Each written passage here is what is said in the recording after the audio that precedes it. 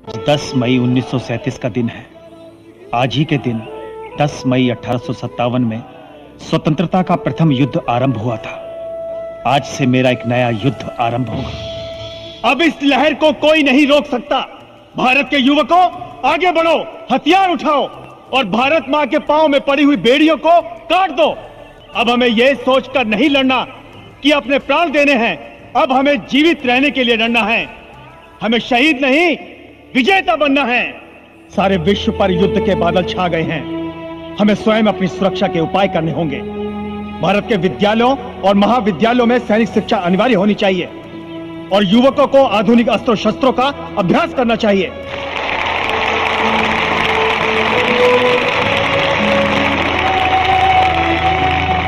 अन्याय एवं हिंसा का विरोध नहीं करना ही हिंसा है।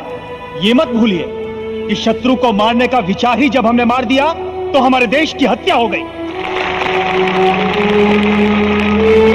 और मैं कहता हूं, भला हम में सामर्थ्य क्यों नहीं? हम में ऐसी क्या कमी है? एक देश, एक भाषा, एक लिपि, एक इतिहास, एक अतीत, एक भविष्य, एक संस्कृति, एक पितृभूमि, एक पुण्य भूमि, इतने आत्मीय संबंधों से जुड़े हुए 30 करोड़ लोगों का यह देश महान राष्ट्रों में महानतम है। अब हमें एक नए चक्रव्यूह का सामना करना है। मुस्लिम लीग ने पाकिस्तान की मांग के साथ ही सारे देश में दंगे फसाद शुरू कर दिए हैं। वे लोग अंग्रेजों और कांग्रेस वालों को डराना चाहते हैं ताकि पाकिस्तान की मांग मान ली जाए, परंतु हम उनसे नहीं डरते। हम पाकिस्तान नहीं बनने देंगे।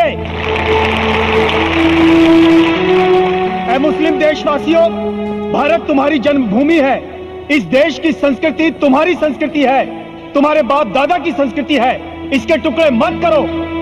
अगर तुम हमारे साथ हो तो तुम्हारे साथ मिलकर, अगर तुम हमारे साथ नहीं हो तो तुम्हारे बगैर, और अगर तुम हमारा विरोध करते हो तो हम तुम्हारे विरोध को कुचलकर अपने देश को स्वतंत्र कराएंगे।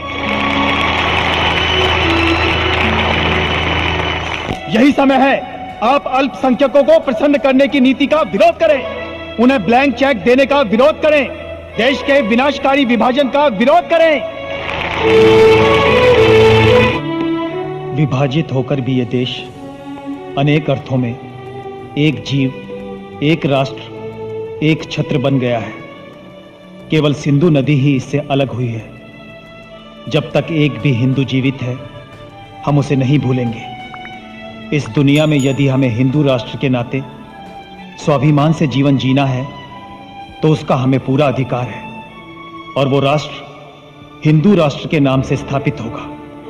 इस पीढ़ी में नहीं तो अगली पीढ़ी में मेरी यह महत्वाकांक्षा अवश्य सत्य सिद्ध होगी।